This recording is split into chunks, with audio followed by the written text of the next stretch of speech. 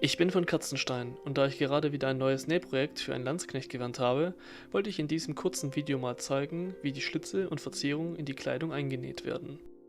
Zuallererst muss man aber sagen, dass die Art der Verzierung sehr stark variieren kann und dem Schneider hierbei keine Grenzen an Kreativität im Wege stehen. Vom Grundprinzip ist die Herstellung der Schlitze aber immer gleich. Deswegen zeige ich euch in diesem Video am Beispiel eines meiner liebsten Muster, den Stern oder ich nenne es auch Kreuz, wie diese Schlitze gemacht werden.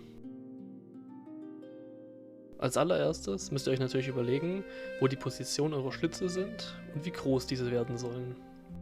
Ich zeichne meine Schlitze immer mit einem Quadrat an und tue dann die Ecken mit einem geraden Strich jeweils verbinden, sodass ein X entsteht. Wenn ihr wisst, welche Länge die Schlitze haben sollen, dann zeichnet ihr in die Mitte von dem X auch ein Quadrat. Dieses sollte vielleicht 1 bis 2 cm breit sein. Das Quadrat markiert, wo das Ende eures Schlitzes ist. Wenn euer Schlitz jetzt zum Beispiel 5 cm lang ist, dann setzt ihr entlang der Linie vom X in einem Abstand von 5 cm ebenfalls einen Strich. Das macht ihr dann auf allen 4 Seiten. Bei der damit entstandenen Linie heißt es jetzt mit der Schere einschneiden.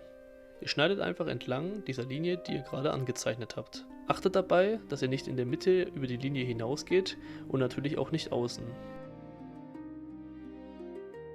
Nachdem ihr damit fertig seid, setzt ihr in der Mitte des eben entstandenen Schlitzes noch 2 weitere kleine Einschnitte, jeweils im 90°-Winkel.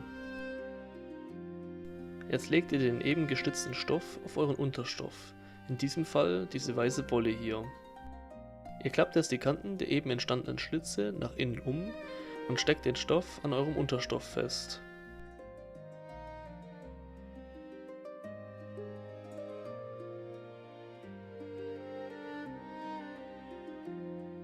Nachdem ihr fertig seid, heißt es jetzt das Ganze vernähen. Dafür näht ihr ganz knapp an der inneren Kante entlang und könnt somit die beiden Stoffe miteinander verbinden.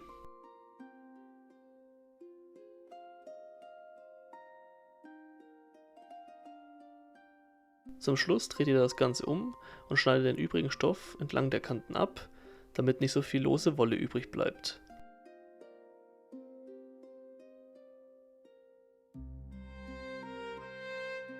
Ich habe in diesem Fall eine Bahn dieser Wolle wie eine Borte hergestellt und kann diese jetzt auf das Kleidungsstück nähen.